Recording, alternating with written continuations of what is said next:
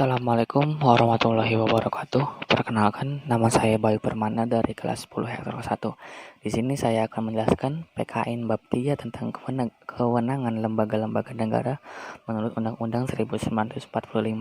Yang saya akan jelaskan di sini yaitu tentang suprasusur dan infrastruktur sistem politik di Indonesia. Ini saya telah membuat bagan sistem politik dan suprasusur politik dan infrastruktur politik Indonesia.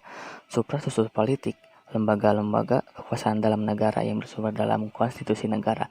Sedangkan infrastruktur politik terdapat partai politik, kelompok penekan, kelompok kepentingan, dan media komunikasi. Di sini juga saya sedikit menjelaskan tentang sistem. Sistem adalah suatu kebulatan atau keseluruhan yang kompleks atau terorganisir suatu himpunan atau perpaduan hal berbagian-bagian yang membentuk suatu kedaulatan atau keseluruhan yang kompleks dan utuh.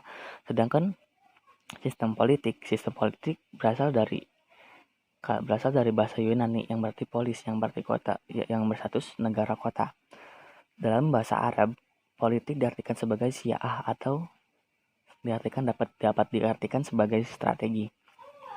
Nah, di sini sistem politik secara keseluruhan merupakan seperangkat interaksi yang diabstraksi oleh seluruh sosial melalui nilai-nilai yang dialokasikan secara otoritatif kepada masyarakat. Di Indonesia juga mencakup dua hal, yaitu pola yang tetap dan hubungan antar manusia, kemudian melibatkan sesuatu yang luas tentang kekuasaan, aturan, dan kewenangan. Nah, sistem politik sebagai pola hubungan masyarakat dibentuk berdasarkan keputusan-keputusan yang sah dan dilaksanakan di dalam lingkungan masyarakat. Sistem politik merupakan berbagai macam kegiatan dan proses dari struktur dan fungsi yang bekerja dalam suatu unit dan berkesatuan yang negara atau bermasyarakat. Ini juga saya akan menjelaskan tentang suprasusur politik. Nah, jadi suprasusur politik yaitu lembaga yang menjalankan sistem politik dalam suatu negara. Diperlukan struktur lembaga negara yang dapat menunjang jalannya pemerintahan. Struktur politik juga suatu negara yang terdiri atas kekuatan suprastruktur dan infrastruktur. Sistem politik Indonesia pun terdiri dari dua kekuatan tersebut yang terdiri atas suprastruktur politik dan infrastruktur politik sistem politik Indonesia. Nah, yang ketiga yaitu mesin politik resmi di suatu negara dan merupakan penggerak politik yang bersifat formal. Dengan kata lain, infrastruktur politik merupakan gambaran pemerintahan dalam arti luas yang terdiri atas lembaga-lembaga negara yang tugas dan peranannya diatur dalam konstitusi negara atau peraturan perundang-undangannya lainnya. Saya akan menjelaskan tentang infrastruktur politik. Nah, jadi infrastruktur politik adalah kelompok tersebut dapat berperan menjadi pelaku politik tidak formal untuk turut serta dalam membentuk kebijakan negara. Infrastruktur politik adalah kelompok-kelompok kekuatan politik dalam masyarakat yang berpartisipasi secara aktif.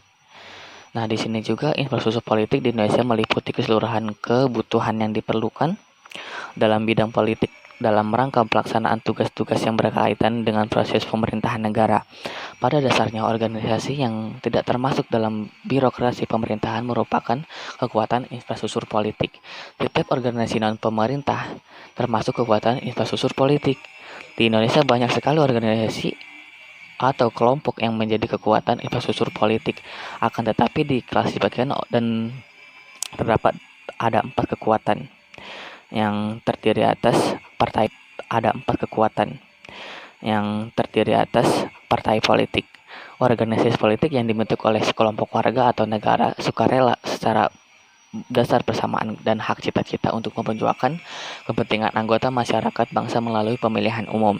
Yang kedua, kelompok kepentingan, yaitu kelompok yang mempunyai kepentingan terhadap kebijakan politik negara.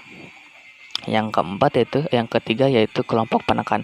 Kelompok penekan ini bertujuan untuk mengupayakan atau memperjuangkan keputusan politik yang berupa undang-undang atau kebijakan yang publik yang dikeluarkan oleh pemerintah sesuai dengan kepentingan dan keinginan kelompok mereka. Yang terakhir, yang keempat, media komunikasi politik. Kelompok yang bertujuan mengupayakan atau memperjuangkan undang-undang kebijakan publik yang dikeluarkan sesuai dengan kepentingan dan keinginan mereka. Itu saja yang dapat saya sampaikan, kurang lebihnya mohon maaf. Wassalamualaikum warahmatullahi wabarakatuh.